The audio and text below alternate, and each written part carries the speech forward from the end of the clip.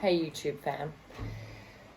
I'm coming to you from a very flattering angle because I want to talk to you about the realities of homesteading, what Gab and I are trying to do.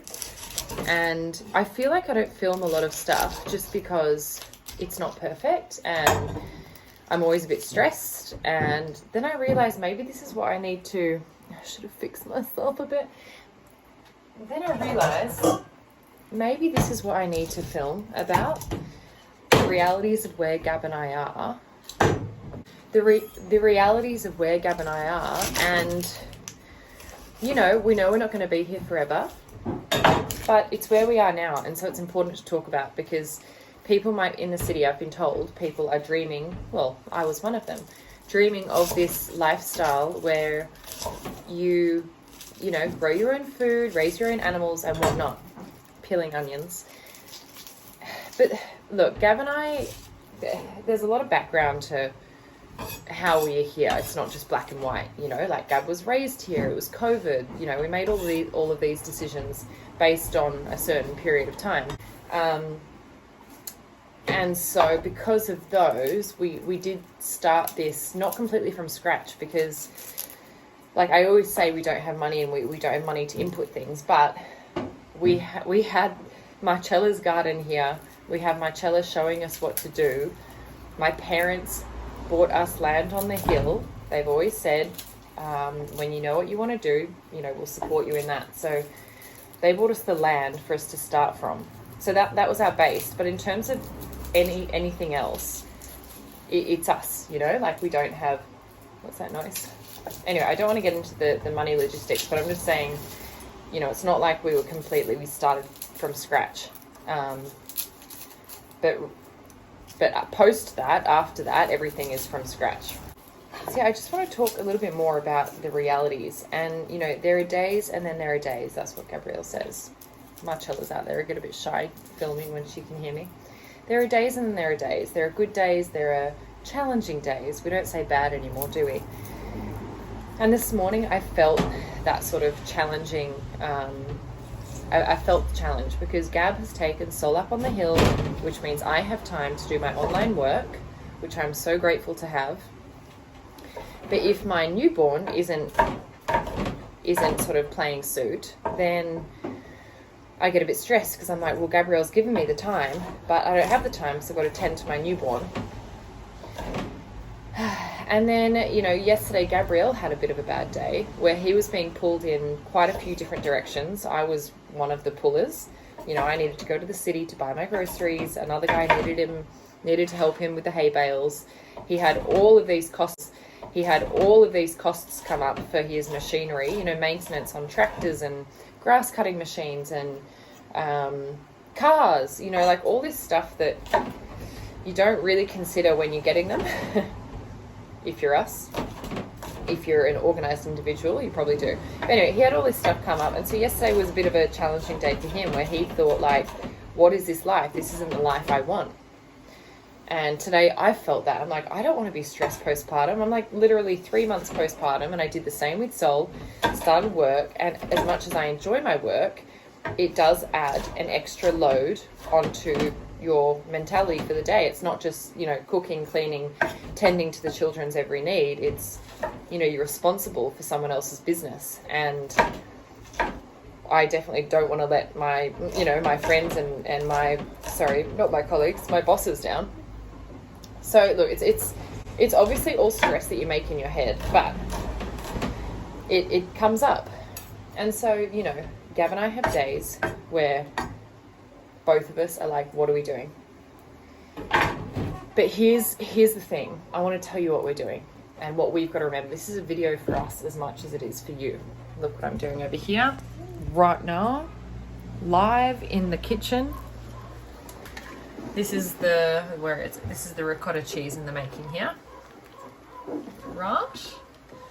And I've got some store-bought mince for Sol. He loves these meatballs, but he only likes the store-bought mince. Oh, he's dirty. So it's raining. Marcella has basically been crying this morning, so worried because Gab and Sol went up on the hill together. She's like, why would he take the child up there? You know, it's too dangerous. And I'm like, relax, Marcella, you know, Aussie style. They're fine. They're not fine.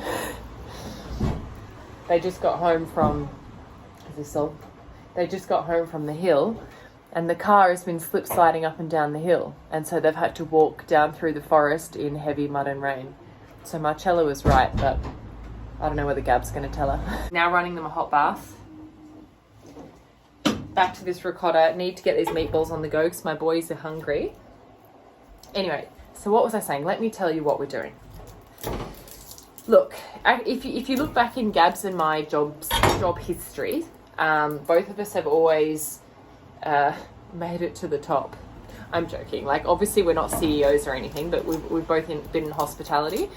And we've both enjoyed being, Gab's enjoyed being the owner. I've enjoyed being the leader. So not the owner, because that's a little bit less responsibility. So that's our work history. But that sort of leads to more of an entrepreneurial mindset, doesn't it? And so Gab has, you know, being the, I like to don him. No, I wouldn't say that actually. That's silly. And so Gab's philosophy when starting our family is that he wants to leave something for the children to take over. So instead of them just having to roll into a corporate job or someone else's cafe or kitchen, he wants there to be a family-run business that, you know, they're obviously not forced to go into it, but he would like a, you see these beautiful bottles of olive oil or balsamic or, I don't know, even grain companies, wheat companies, established in 1853 by the Smith family or something. You know, that's Gab's, what, baby? That's Gab's mentality, and I love it. And so I've adopted it. And I would also love to create something beautiful for our boys to take over. That they'll want to take over. If they don't, well, whoopsies, you know, they'll have to do what they do with it. But it'd be great to give them the opportunity to start like that, you know, and then obviously take the company or the business into their own hands and do what they think is right, because they're going to be the next generation. They're going to know better than us. So that's what we want. So on the days where it's hard, where we're feeling like we're slaving away with no results, nothing happening, not getting anywhere, we've got to remember why we're doing what we're doing, why Gab isn't going to work 9 to 5 and then doing the goats before and after. We've got to remember why we're growing our own food. And, you know, there's many more reasons other than just having a business. You know why you want to grow your own food these days, because all the big elites are trying to take over the food system, and then they'll control the food system. And what happens if all the credit score systems come in? And, you know, you've got to remain sovereign, guys. You really do. We don't know what's around the corner. Could even be a nuclear war, and all of this will be for nothing. But if you believe in, you know, reincarnation, God, and all this kind of a thing, it's not for nothing. You know, the good you do in this lifetime will be remembered next lifetime, you know?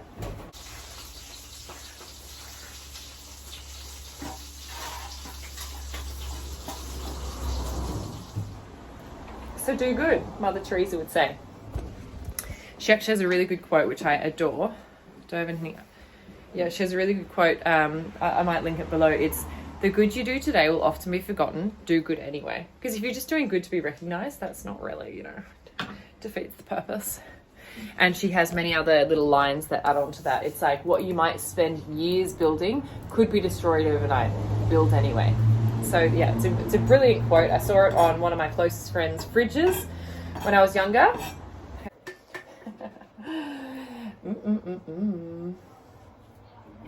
Straight from our piggy, you know? This is real fat. Not the possible vegetable oil blends that you get masked as olive oil these days. Can you believe that? Got to turn the heat on in my... Oh!